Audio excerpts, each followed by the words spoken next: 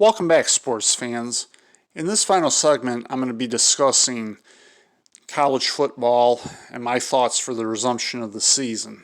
There have been a lot of ideas thrown around for resuming college football, from you can't really have it without any fans in the stands, which I actually agree with, to you might have to move it in spring until we get closer to having a vaccine, though be it from what I've heard, we're still about 18 months away or so from having a vaccine. So I don't think that part would be practical for those purposes.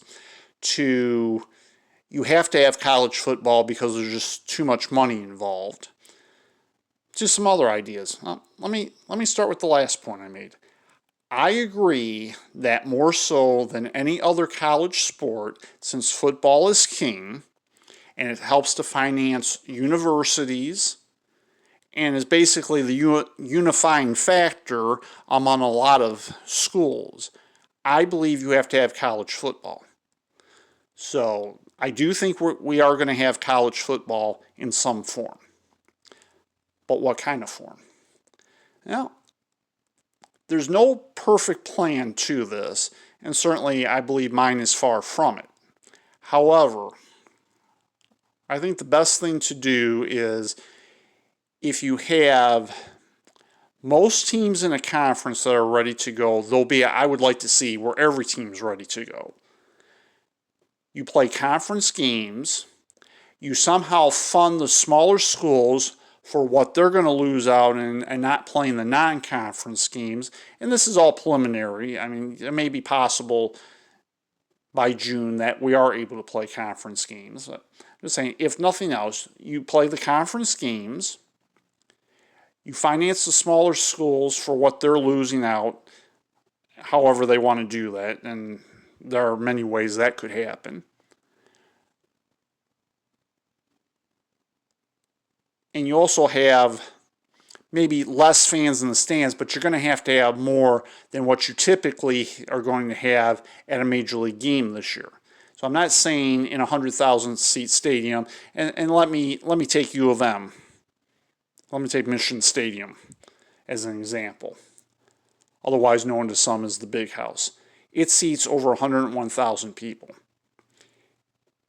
If you put 50,000 people in that stadium, and maybe that's a little optimistic, but it's a number that certainly could be achieved if you're able to keep the number of coronavirus cases low enough, let's say, and keep the spread to a minimum.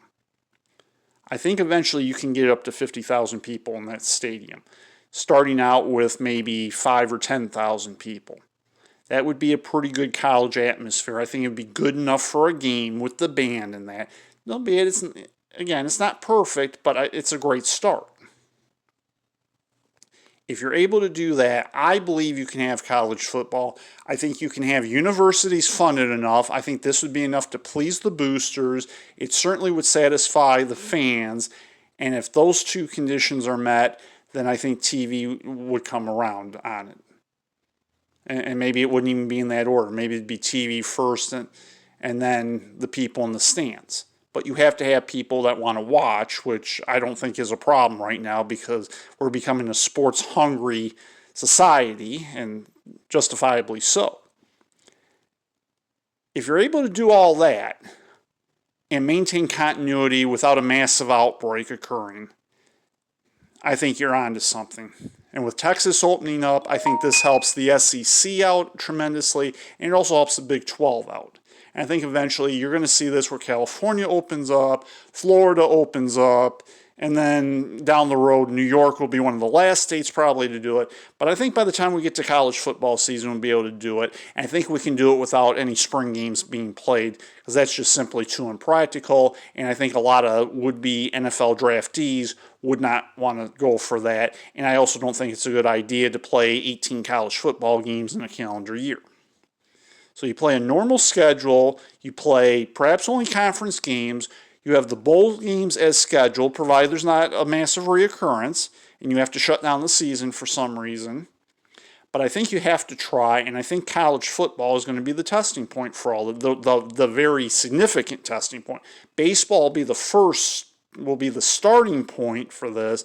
But I think this is what you're going to see with college football, is it's going to be the true test where you have quite a number of fans in the stands. And like I said, in some places it could start out at 15 or 20,000 people just to see if everybody's okay. Now, granted, people are going to have to wear masks, they may have to wear gloves, but I don't think they're going to care if they get to watch a college football game. And then a lot of other fans will be able to stay home, watch on their TV, etc., and so forth. Now, if universities do not let students back in for their studies in the fall, then all of this goes by the wayside, and I have absolutely no idea how this goes down. But I cannot imagine, nor have I ever imagined, where universities can just stand to lose perhaps into the billions of dollars because there is no college football. It's too inconceivable. There's already been too much money lost this year, and if for no other reason than money alone, which ought not be the standard, but I think we all can agree that it is, there needs to be college football, and hence there will be for that reason. Besides that, sooner or later, we're going to have to test this to see, as a society, perhaps how strong we are, but how we can live with this virus as we have with other viruses, and hopefully without having to be able to shut down a lot of the world like we have for this. And from what I can gather, this is the best plan that I can come up with based on what I know that would just about satisfy everybody. Again, it's not perfect, but I don't think any plan is, and I don't think any plan ever will be. This concludes this episode of Sports with Ed. I want to thank you for listening. Good night, everyone.